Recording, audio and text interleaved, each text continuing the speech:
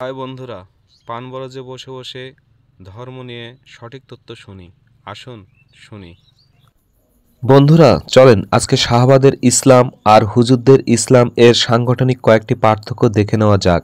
শুরুতেই বলা দরকার, শাহবাদের ইসলাম ছিল রাষ্ট্রীয় ইসলাম আর আমাদের হুজুরদের ইসলাম হইল প্রাইভেট ইসলাম। শাহবাদের ইসলাম পরিচালনা হতো রাষ্ট্রীয় ভবন থেকে আর হুজুরদের ইসলাম পরিচালনা হয় মাদ্রাসা ভবন থেকে। শাহবাদের ইসলাম ধর্মীয় নেতা ও রাষ্ট্রীয় নেতা একজনই ছিলেন, আর হুজুরদের ইসলামে রাষ্ট্রীয় নেতা আলাদা, ধর্মীয় নেতা আলাদা। শাহবাদের ইসলামে কোরআন দিয়ে রাষ্ট্র পরিচালনা হতো, আর আমাদের ইসলামে কোরআন দিয়ে প্রতি হরফে 10 নেকি নেওয়া হয়।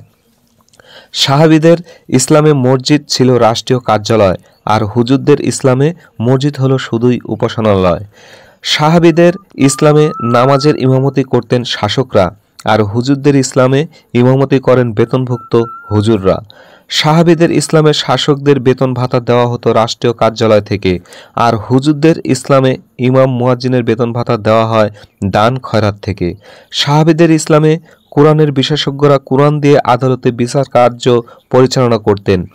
পক্ষান্তরে হুজুরদের ইসলামে কোরআনের বিশেষজ্ঞরা ওয়াজ করে জীবন পার করেন। সাহাবীদের ইসলামে কর্তৃপক্ষের নির্দেশ মেনে চলা বাধ্যতামূলক ছিল, আর হুজুরদের ইসলামে কর্তৃপক্ষের বিরুদ্ধে আন্দোলন করে ইসলাম হেফাজত করতে হয়।